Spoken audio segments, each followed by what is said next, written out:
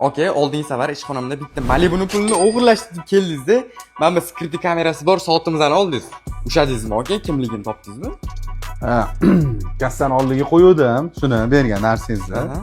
Mayli qo'yib. Bemalol, okey. Kassani oldiga qo'ydim, 3 kun kuzatdim. Aha.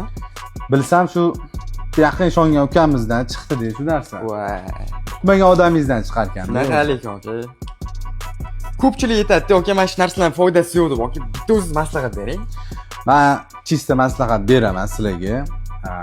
Menga o'xshab tushib qolishni xohlamasanglar, olinglar, qo'yinglar shu narsalardan. Endi ikkinchi ofisimga ham qo'yishim kerak. Qaysini maslahat berasiz bularingizdan? Xo'p, okey, qarang, mana bu ko'rib turgan narsangizni hammasi bor. Qaysi yo'qsa bemalol qidiraveraman.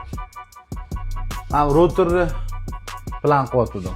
Okey, lekin zo'r tanlov qildingiz. Ko'rib turibsiz, okey, 4 dona qolgan. O'zi bunga talab kuchli-da, rasa ko'p-da. Agar olsangiz ziyon qilmaysiz. Mana okey, ko'rib turibsiz.